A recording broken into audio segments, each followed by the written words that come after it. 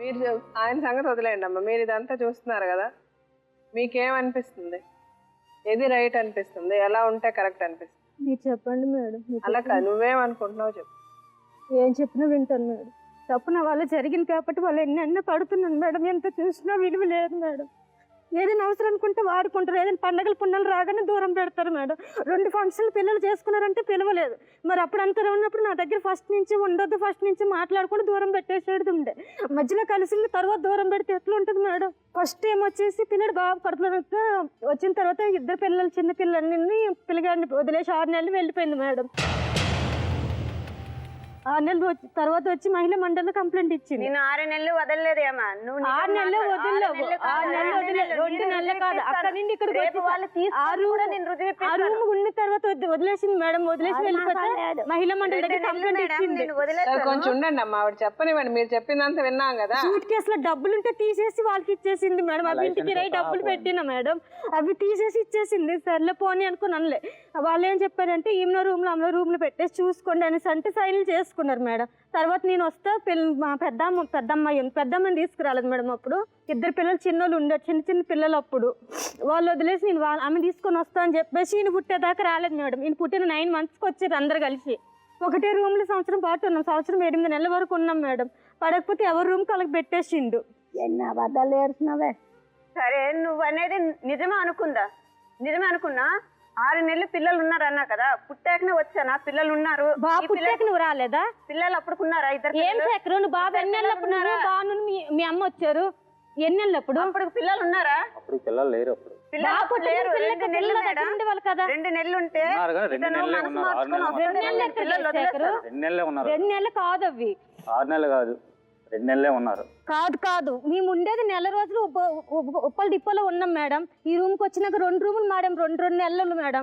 అక్కడ ఒక కామంది కావాలంటే చూపిస్తాను మీకు. సరే వదిలేండి అమ్మా, 2 నెలలైనా 3 నెలలైనా ఇప్పుడు మీరు అంటాం మీ దగ్గర ఉన్నారు, మీరు చూసుకున్నారు, బాగున్నంత కాలం బాగానే ఉన్నారు. ఇప్పుడు సడన్ గా కావాలని చేస్తున్నారు మేడం. అవసరానికి వాడుకుంటారు, ఏదైనా పండగ పుణ్యం రాగానే కావాలని పెట్టేస్తున్నారు గొడవలు.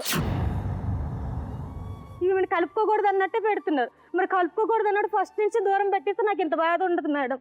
సరే మీరు ఎలా చేద్దాం అంటారు చెప్పండి, మీ ఉద్దేశం ఎలా ఉంది? మీరు చెప్పండి మేడం. తప్పు చేయబట్టి కదా ఇంత దూరం వచ్చిన వాళ్ళు. మా నాన్న అంటే సరే వాళ్ళకి ఏం తెలియదు అసలు. అది కరెక్టేనండి, దాని గురించి మాట్లాడొద్దని మేము చెప్పాం. మీ నాన్ననే అనద్దు, మీ అమ్మనే అనద్దు. వాళ్ళకి మిమ్మల్ని అనడానికి కూడా వాళ్ళకి మీకు ఎవరికి రైట్ లేదమ్మా. అమ్మాయిని తిట్టడానికి మాటలు ఇంటికి వచ్చి మస్తు తిడుతుంది మేడం. మొన్న కార్తీక పౌర్ణమి అయితే ఈయన పిల్లలేదు అన్నందుకు, పిల్లలేదని బాధ అయినందుకు మస్తు మాటలు వచ్చి 2 అత్త కూడా 2 వచ్చి మస్తు మాటలు అన్నారు మేడం. అదే ఇప్పుడు మీరు ఎందుకు రాలేదు? ఎవరు రాలేదు? అది నీకు ఆయన సమస్య. అది ఇంటికి వచ్చారు మేడం. రేపు కార్తీక పౌర్ణమి అనగా ఈ రోజు ఒక్క నిమిషం. ఆవిడ్ని పిలవా అన్నాడు. ఆవిడ్ని నేను ఎందుకు పిలుస్తాను? నాకేం విలువిస్తుందని. ఆవిడ్ని నిన్ను పిల్లడానికి నచ్చితే నువ్వురా, మొగుడు కాబట్టి నువ్వురా. అయితే ఆమెను పిలవాల్సిన అవసరం నాకు లేదు. ఏ రోజు ఆమె నాకు మర్యాద ఇయ్యలేదు, అక్క అనలేదు, మర్యాద ఇయ్యలేదు అనేసి నేను ఈమెను అన్నాను. అతనితో అన్నాను, ఇతను వెళ్ళి ఆమెతో చెప్పాడు నిన్ను పిల్లరంట అనేసి. అప్పటి నుంచి ఆమె ఇంట్లో ఆమె పూజ చేసుకుంటది, నా ఇంట్లో నేను నత్త తోటకోళ్ళు నా ఇంట్లో పౌర్ణం చేసుకుంటాం మేడం. అయితే సరే కదా చెప్పేది విను.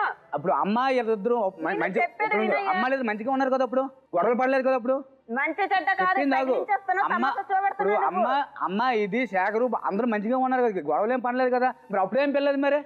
వింటావా చెప్పేది? నాకు మర్యాద ఇవ్వలేదు. నా మొగుడు ఇంటికి వస్తే తీసుకొని వెళ్ళిపోతుంది. ఆమె మొదట నీది మొదట మేడం. అబద్ధాలు మేడం. ఇంత ఆగి ఉంటాడు మేడం. ఎట్లా ఉంటాడని ఫోన్ చేస్తా. ఒకరోజు ఆయన ఇంట్లో ఉన్నాడు, ఉంటే గ్యాస్ అయిపోయింది అంటే ఇంటికి వచ్చిన చెప్పంగానే ఫోన్ పెట్టేసిన. ఆ రోజు పొద్దున్న మరుసటి రోజు రాత్రి నైట్ వచ్చి మస్తు మాటలు అన్నది మేడం. నేను తీసుకోపోయినని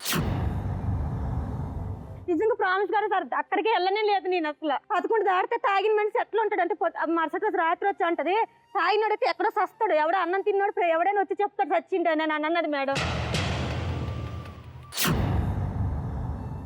చచ్చిటాడు ఎట్లనే చస్తాడు, ఎవడో ఒకటి చెప్తాడు, చెప్పకుండా పోతాడు అని అన్నది.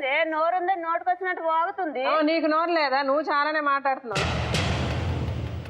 మీరందరూ కలిసి అమ్మాయిని అనాల్సిన అవసరం లే. ఫస్ట్ నీకేదైనా అనాల్సింది ఉంటే నీ మొగుడు నన్ను.